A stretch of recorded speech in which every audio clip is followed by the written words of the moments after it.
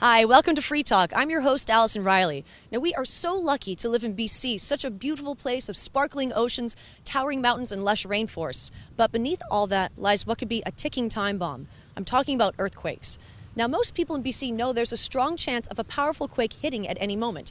And on today's show, we'll talk to city officials and find out how they are preparing for an emergency and what you can do to keep you and your family safe. Say a major earthquake was to happen, maybe today, maybe this week. Do you think you would be prepared yourself? I'm not sure how well prepared I would be. Hopefully somebody in the crowd would be prepared and I could follow them, I guess. Are you concerned about a major earthquake hitting BC in the near future? No, because building would probably collapse on me and I would die. That's the spirit? I wouldn't even know. Because the earthquake is going to be so big that it's going to happen in less than a minute that I'm not even going to react to it. I'm going to be like, oh, it goes all black. So you're ready for the end? I'm ready for the end. Have a good one. You too. I don't really see the point in being all worried about something that we never know. You know, it's a big possibility, but at the same time, it was a big possibility 10 years ago. The disasters in Chile and New Zealand and even Japan are certainly a real possibility for BC. The biggest earthquake threats for BC is a major earthquake off the coast of Vancouver Island.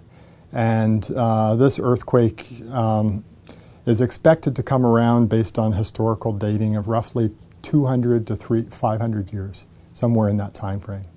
And they believe that the last major earthquake that occurred there was about 1700. So the timing for one of those earthquakes is real. There's also the threat of local earthquakes, much closer into our cities, closer into Vancouver, closer into Victoria. Those are real threats as well. I just happened to be in Christchurch for a seminar on the performance of existing buildings in earthquakes. And the seminar was due to start at 1 o'clock, but at 12:51 the earthquake hit. There are many buildings similar to the buildings in the Gastown area or say in Victoria in Christchurch, very, very similar. Similar era of construction, similar history that we have with Christchurch. So a lot of those older brick buildings collapsed and we should be prepared that those that are not retrofitted will likely see severe damage. Lionsgate Bridge and Granville Street Bridge I know have been upgraded for earthquakes. Older structures like Burrard Street Bridge and Granville Street Bridge are more vulnerable. And we need to continue to look back at these structures, even if we've looked at them once before for earthquakes. Our understanding of earthquakes improves with every earthquake that happens around the world. So we need to go back to these older structures and reevaluate and make sure that they're up to standards. How prepared do you think the city is in the event that, stuff hits the fan, so to speak? Not very. Not very. Do you trust that the city is going to know what to do and be able to take care of the citizens? Well, I'm sure they have a plan, but they'll be overwhelmed and it'll be chaos and, they're not going to be able to help everybody immediately. And so it's better to be prepared yourself and use them as a backup. The Japanese deal with that quite often and they're pretty well organized, and if they couldn't, I'm sure we wouldn't either.